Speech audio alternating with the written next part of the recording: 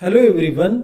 आज हम लोग जानते हैं बायो रिमेडिएशन प्रोसेस के बारे में और इसका क्या सिग्निफिकेंस है इन्वायरमेंट को क्लीन करने में।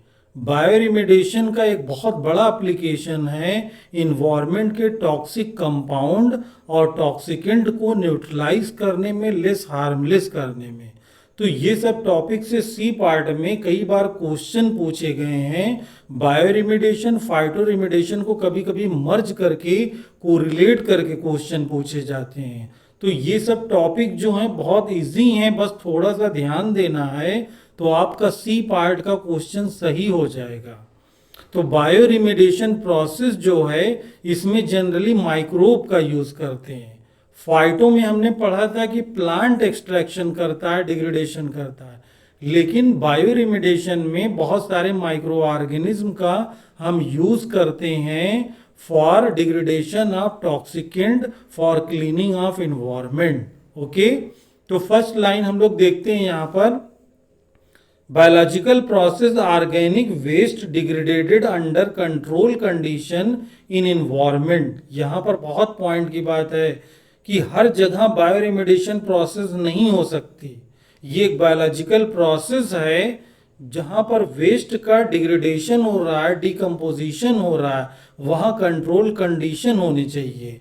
जो माइक्रोब है उसके लिए वाटर अवेलेबिलिटी है कि नहीं, वहाँ का सफिशिएंट टेम्परेचर कितना है, पीएच कितना है, ठीक है, और ह्यूमिडिटी कितनी है, तभी माइक्रोब उस जगह पर ग्रो करेगा और डिकम्पोजिशन प्रोसेस को इनिशिएट करेगा। इसीलिए लिखा गया under control condition. Second point, in this process use of microorganism to degraded contamination by enzymatic action. देखिए बहुत सारे एंजाइमेटिक एक्शन होते हैं डिग्रेडेशन प्रोसेस में। माइक्रोब कहीं भी डिकम्पोजिशन कर रहा है या डिग्रेडेशन कर रहा है तो वो एंजाइम रिलीज करेगा, उस मीडियम में टॉक्सिन रिलीज करेगा, जिससे जो टॉक्सिकेंट है, जो ऑर्गेनिक कंपाउंड है, उसका ब्रेकडाउन होगा, उसके मॉलिक्यूल के बॉन्ड टूटेंगे। यही रियल उसका एंजाइमेटिक एक्शन होता है। तो उससे होगा क्या, less high toxic substances converted into the less toxic substances, यानी less harmless substances in the nature in environment।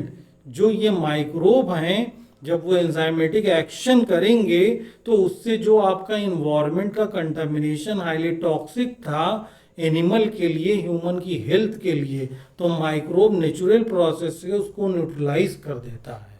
Okay, तो इसका बहुत बड़ा सिग्निफिकेंस है। देखिए जनरली हम लोग बहुत पहले से देखते आ रहे हैं composting, bio reactor, land farming, तो ये सब एक बायो रिमेडिएशन प्रोसेस होती है इस जगह पर। तो उससे हम उसी साइड पर टॉक्सिकेंट को, हार्मफुल सब्सटेंस को, उसका डिग्रेडेशन करवा देते हैं बाय माइक्रोब से। ओके, तो इसमें दो टाइप के बायो रिमेडिएशन होते हैं, एक सीतु, इन सीतु।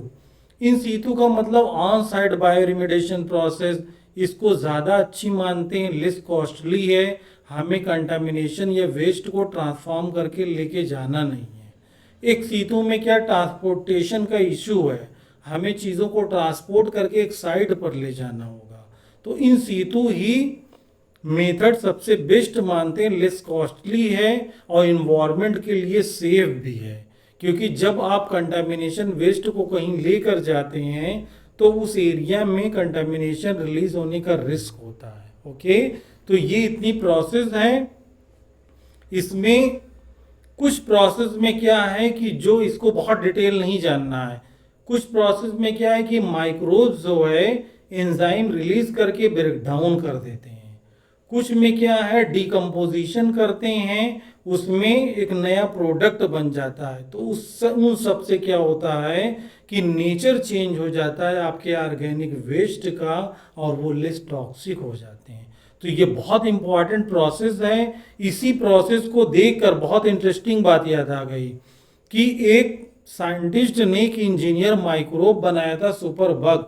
बायोटेक के स्टूडेंट होंगे तो आप लोग जानते होंगे, स्यूडोमोनास प्यूट्रिडम माइक्रोब में इंजीनियरिंग करके सुपर बग बनाया गया। वो टॉक्सिकेंट को ईट कर रहा था, लेकिन उस पर रोक लग गई।